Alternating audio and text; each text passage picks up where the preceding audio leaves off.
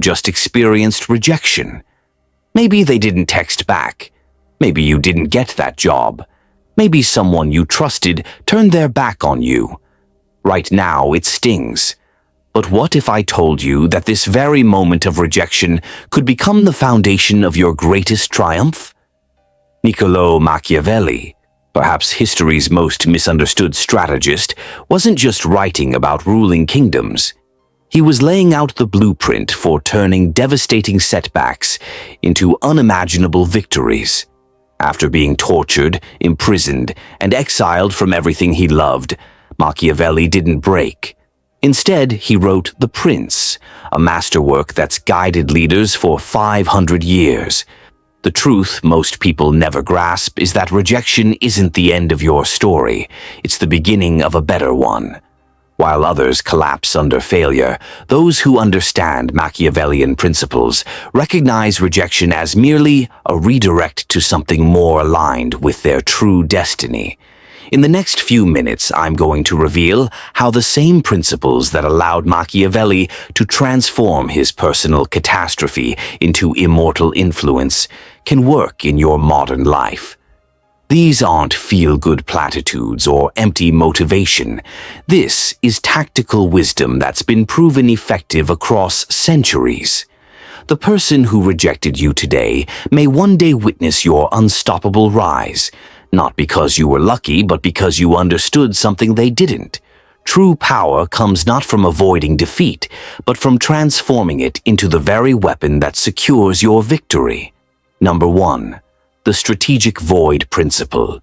When faced with rejection, what's your first instinct? Most people scramble to act, to fix, to respond immediately. They send that desperate follow-up text. They call again and again. They try to explain themselves or make things right. But what if I told you this natural reaction is precisely what diminishes your power in that moment? Think about the last time you were rejected. Remember that surge of panic, that desperate need to do something, anything, to change the outcome. That's exactly when most people make their biggest mistakes. They show their cards, they reveal their desperation, they give away the last bit of power they had left. What would Machiavelli do in this situation? The man who wrote that "it is far better to be feared than loved" understood something fundamental about human psychology that most of us overlook in our moments of rejection. When someone rejects you, they expect a reaction. They anticipate your desperation, your pleading, your immediate response. They're prepared for it. But what happens when that expected reaction never comes? This is where the real power shift begins. Let me introduce you to tip number 1 out of 5, the strategic void principle. Instead of rushing to fill the space created by rejection with frantic action or emotional outbursts, deliberately create a calculated silence. This isn't about playing games or being petty. This is about strategic positioning. When you refuse to react in the expected manner, you create a psychological void that the other person can't help but notice. Nature abhors a vacuum, and so does the human mind. Your silence becomes louder than any words you could have spoken. Think of it this way. When you're rejected and immediately try to fix the situation, you're essentially confirming the other person's decision. You're saying, yes, you have the power here, and I'm desperate to change your mind. But when you step back and create that strategic void, you're saying something entirely different. You're communicating, I acknowledge your decision, but I won't be defined by it. Machiavelli understood that power often flows to those who can maintain composure in spaces others rush to fill with panic or pleading. Your silence becomes a demonstration of strength. It creates curiosity. It makes the other person wonder what you're thinking, what you're planning, what you're doing instead of chasing after them. This calculated silence also gives you something invaluable. Time. Time to strengthen your position. Time to process emotions without acting on them. Time to develop a response that comes from strategy rather than reaction. I'm not suggesting you disappear forever or ghost people. That's petty and unprofessional. What I'm suggesting is that you resist the immediate urge to fix the rejection and instead allow a deliberate pause, a strategic void, that works in your favor. Next time you face rejection, whether it's personal or professional, try this. Take a deep breath. Put your phone down. Step away from the keyboard. Give yourself 24 hours minimum before responding in any way. Use that time to process your emotions privately and to think strategically about your next move. Watch what happens. The rejecting party will often begin to question their decision in the face of your composed silence. They expected your desperation, but instead, they got your dignity. And there are few things more powerful than maintaining your dignity in the face of rejection. Number 2, leverage mapping technique. Have you ever noticed how some people seem to bounce back from rejection stronger than before, while others remain stuck in the same cycle of defeat? The difference isn't luck or natural talent. It's about what they do with the information rejection provides them. Most people see rejection as a dead end, a wall they've crashed into. They focus entirely on the pain, the disappointment, and the message that they weren't good enough. But what if rejection isn't a wall at all? What if it's actually a window into something most people never get to see? When you're rejected, you're being given privileged information. You're seeing behind the curtain of someone else's decision-making process. Most people waste this opportunity because they're too busy nursing their wounded ego. This brings us to tip number 2 out of 5, the leverage mapping technique. Rather than viewing rejection as a closed door, methodically identify the hidden power dynamics it reveals. Let me explain what this means in practical terms. Every rejection involves multiple stakeholders, people who influence the decision or will be affected by it. There's the person who delivered the rejection, but there are also the people they answer to, their colleagues, their customers, their competitors, and many others. After a rejection, take out a notebook or open a document and start mapping out every single person connected to the decision. Who influenced it? Who benefits from it? Who might be negatively affected by it? What are each of these people's motivations? What are their fears? What are their goals? This isn't about creating an enemies list.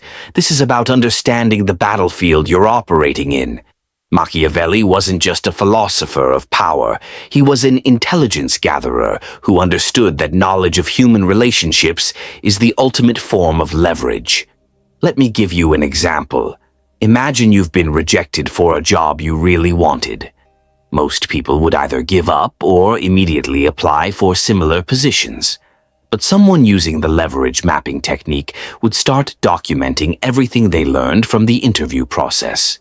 They would note who the key decision makers were.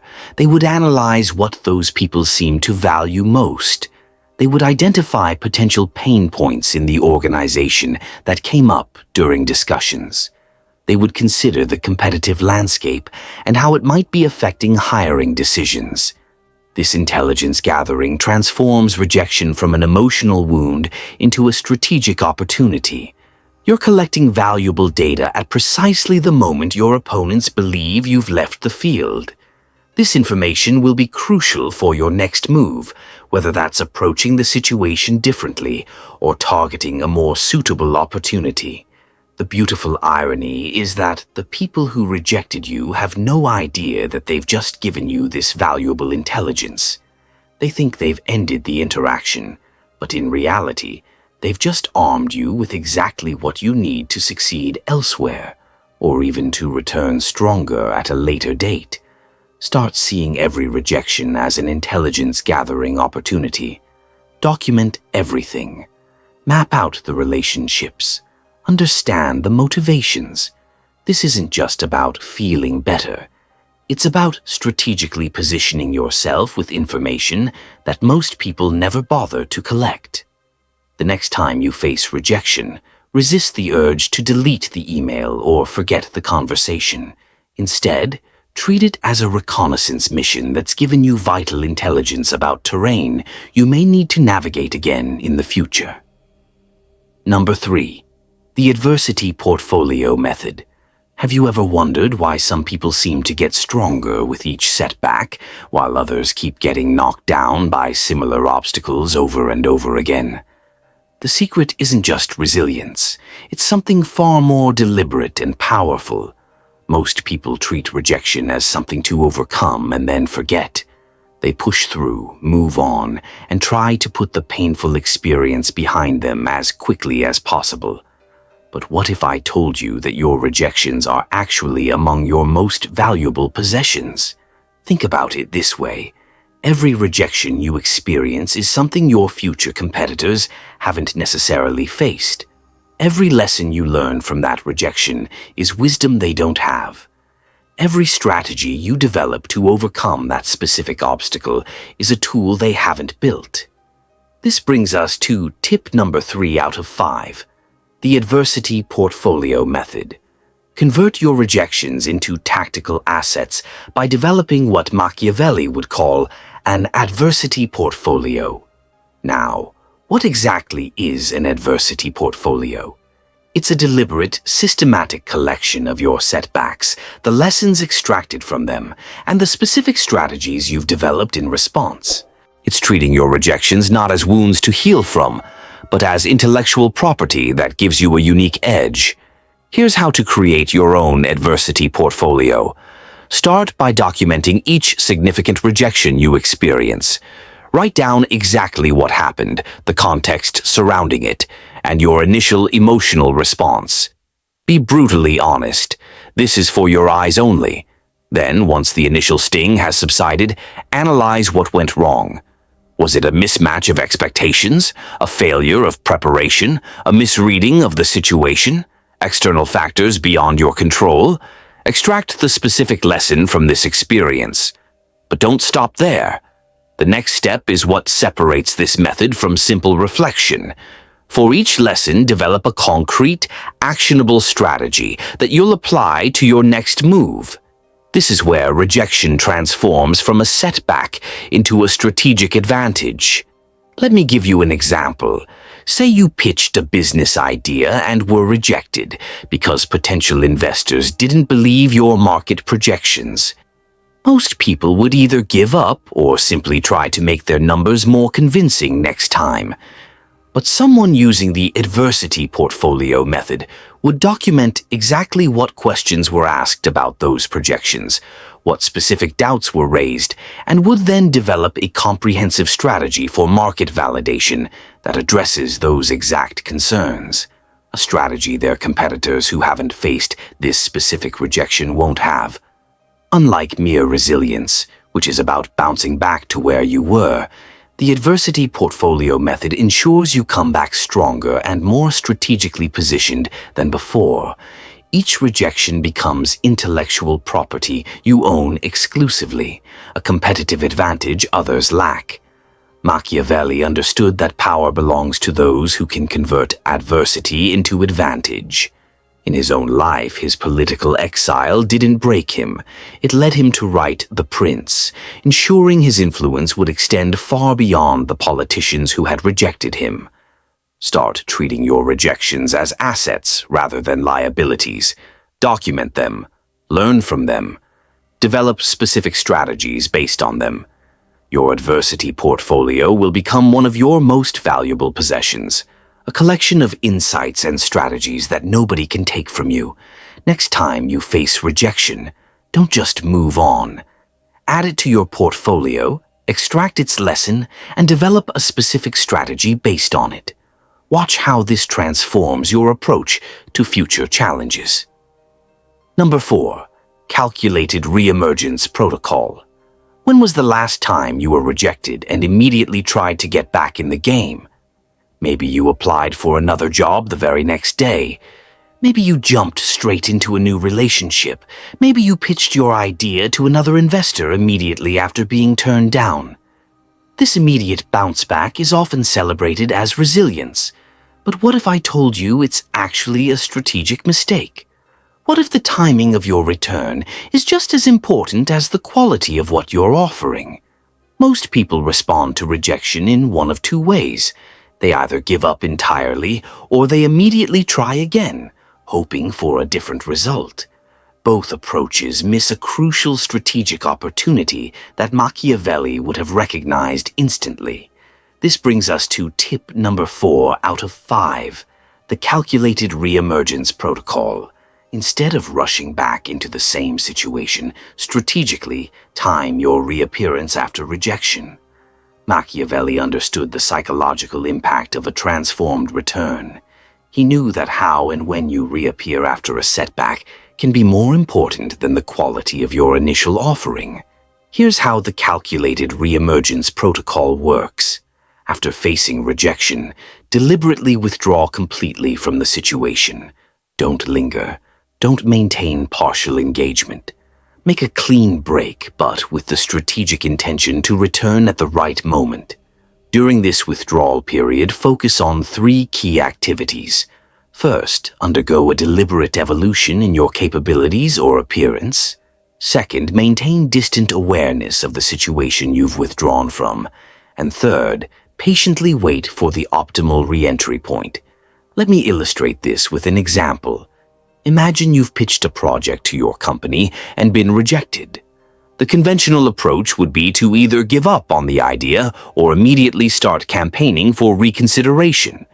But someone using the calculated reemergence protocol would do something different. They would accept the decision without protest and shift their focus entirely to other valuable work. Meanwhile, they would continue developing their rejected idea privately, making it substantially better based on the feedback received. They would also stay peripherally aware of company developments, watching for signs that conditions might be changing. Perhaps a new problem emerges that their idea could solve. Perhaps a competitor makes a move that makes their proposal suddenly relevant. Perhaps the person who rejected them faces a challenge that the idea could address. When one of these moments of vulnerability or need arises, they reemerge with their evolved proposal, not as someone desperately seeking a second chance, but as someone offering a timely solution to a current problem. The psychological impact of this calculated reemergence is powerful. You're no longer the person whose idea was rejected. You're the person who respected the decision, continued adding value elsewhere, evolved your thinking, and now returns with perfect timing to address a present need. Machiavelli understood that timing in human affairs is everything. The same proposal that gets rejected today might be embraced tomorrow if conditions change or if it's presented at a moment when the rejecting party is experiencing their own challenges. The key is patience and strategic awareness. Don't rush back in. Don't force reconsideration before the time is right. Instead, withdraw with dignity, evolve deliberately, monitor conditions carefully, and reemerge strategically when the moment favors you. Next time you face rejection, resist the urge to immediately push for reconsideration. Instead, withdraw completely, focus on evolution and improvement, watch patiently for the right moment, and then make your calculated reemergence when conditions favor you. Number 5. The fortune reversal framework. Have you ever noticed that sometimes when a door closes in your face, another one, a better one, unexpectedly opens elsewhere? Most people chalk this up to luck or coincidence, but what if I told you this phenomenon can be deliberately engineered? When rejection strikes, most people fixate on what they've lost. They focus all their energy on either mourning the opportunity or trying to get back what was denied to them. In doing so, they miss something crucial. Rejection doesn't just close doors, it creates new openings that weren't there before. This brings us to our final strategy, tip number 5 out of 5, the fortune reversal framework. Master the art of identifying precisely when rejection has created an imbalance that can be exploited. Machiavelli wrote extensively about fortuna, the force of fortune or luck in human affairs. But he didn't see fortune as something merely to be accepted. He saw it as something to be manipulated, redirected, and harnessed.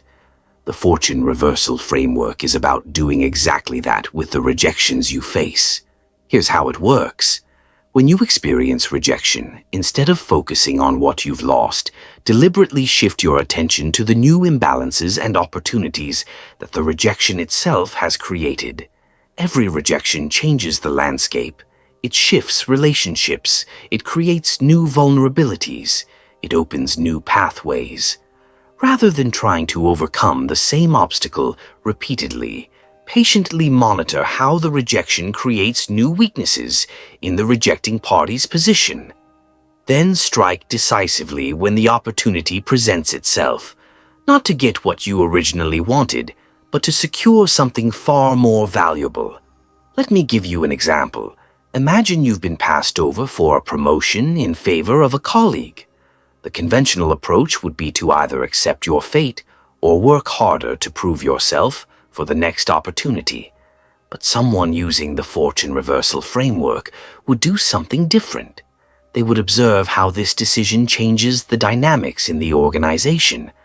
Perhaps the person who got the promotion now has new responsibilities they're struggling with. Perhaps their promotion has created a vacuum in their previous role that needs to be filled. Perhaps the decision has created tension with other colleagues who felt overlooked. These new imbalances aren't just interesting observations, they're strategic opportunities. By identifying and leveraging them, you can often achieve an outcome better than your original goal.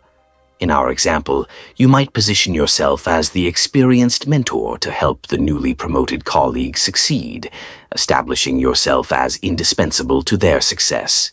Or you might volunteer to take on some of their previous responsibilities, creating a new role for yourself that plays better to your strengths.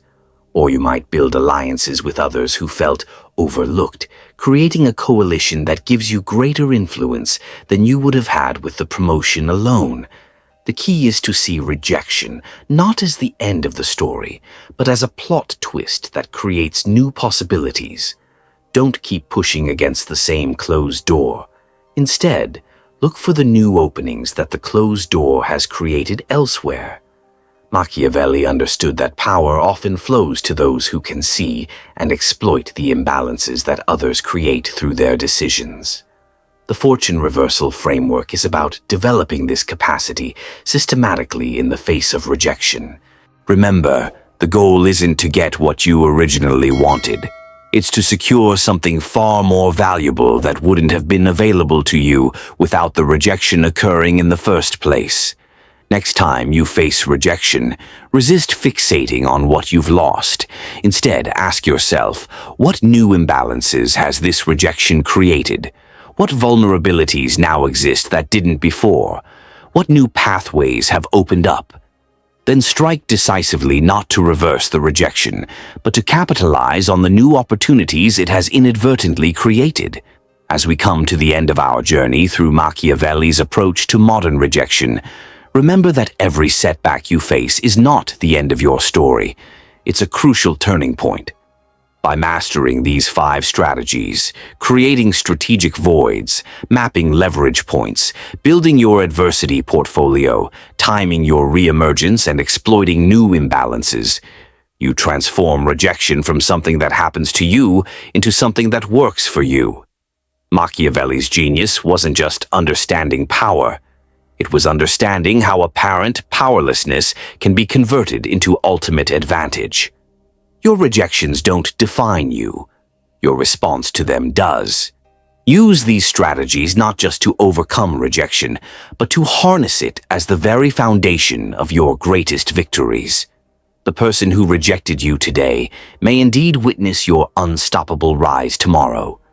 Not because you fought against their decision, but because you used it as the very catalyst that propelled you to heights you might never have reached otherwise.